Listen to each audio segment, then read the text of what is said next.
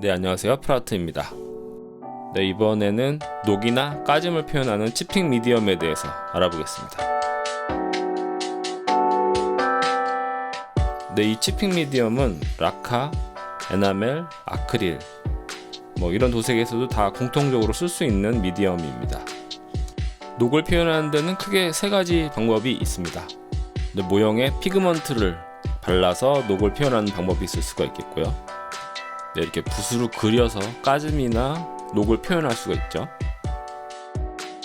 네, 그리고 이번 편에서 소개하려는 방법은 이렇게 실제로 도료를 벗겨내서 뒷면을 보이게 하는 것입니다. 네, 많이 알려져 있는 방법이기도 한데요. 모르시는 분들을 위해서 그 원리를 한번 설명해 보겠습니다. 네, 조금 알기 쉽게 과장해서 그려보겠습니다. 네, 여기 이렇게 모형이 있다고 칩시다. 이 부품입니다. 네, 이 부품 전체에 녹슬어 보이는 색상을 칠합니다. 네, 녹슨 색깔 러스트라고 적어보았습니다. 첫 번째. 네, 이 색깔이 충분히 건조가 된 다음에는 치핑 미디엄을 칠합니다. 보통 치핑 미디엄은 투명하니까 이렇게 표시하겠습니다. 네, 이 치핑 미디엄을 칠하고 건조시킨 다음에 마지막 세 번째, 이 부품의 원래 컬러를 칠합니다. 이 컬러가 초록색 부품이었다고 치면 초록색을 칠합니다. 제가 과장되게 이렇게 두껍게 그렸지만 이 막을 쉽게 보여드리기 위해서 이렇게 그렸습니다. 네, 여기까지 내용을 정리하면 제일 안쪽에 부품이 있고요. 그리고 첫 번째는 러스트 컬러를 칠했습니다. 두 번째는 치핑 미디엄을 칠했고요. 그리고 이 부품의 원래 색상인 녹색을 컬러를 칠하였습니다. 그러면 2번, 3번이 떨어져 나가면 러스트 컬러가 보이게 되겠죠.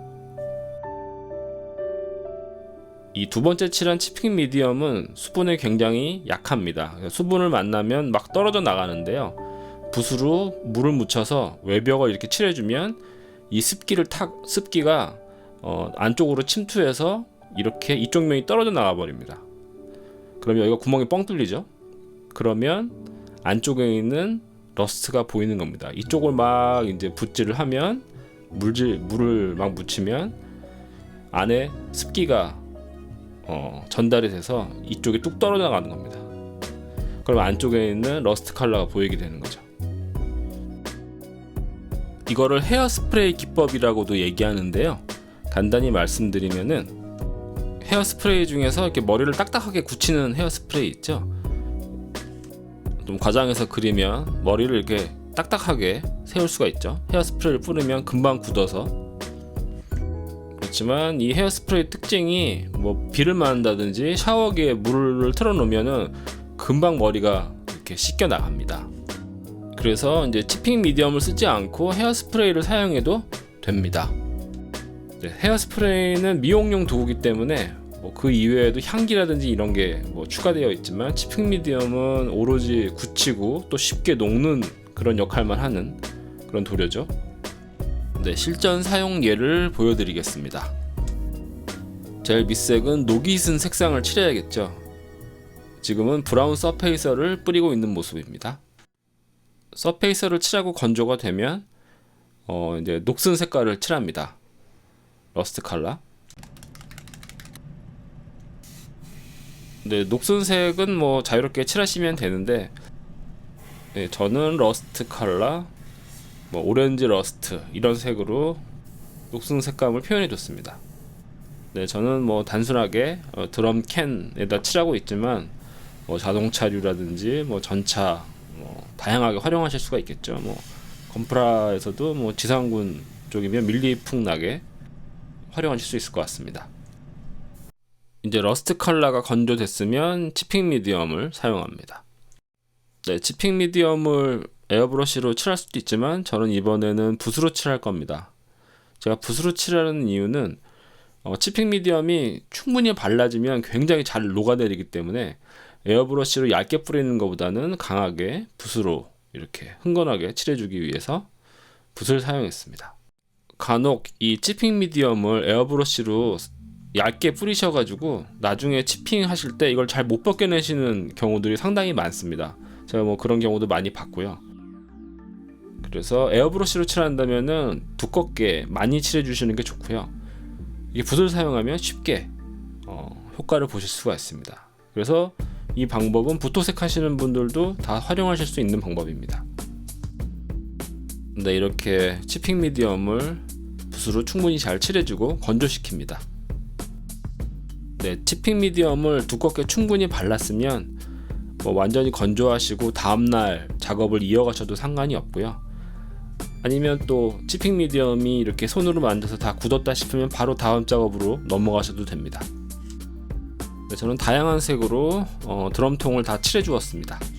이제 이렇게 칼라 작업이 완성이 되면은 지초 건조 1시간 2시간 정도 있다가 바로 치핑 작업에 들어가셔도 되고 그 다음날 작업에 들어가셔도 괜찮습니다.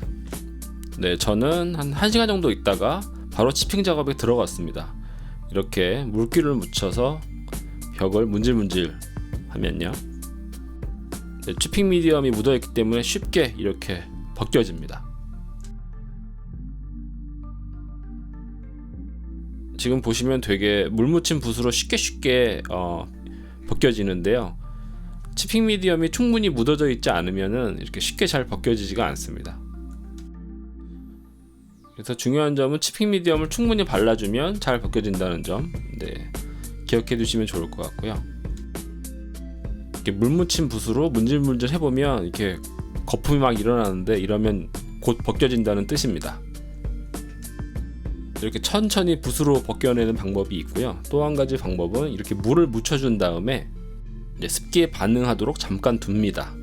그래서 물에 잠깐 불린 다음에 이렇게 스크래치를 낼 수 있는 붓으로 살짝 스크래치를 내주면 자연스러운 벗겨짐 효과를 낼 수가 있습니다.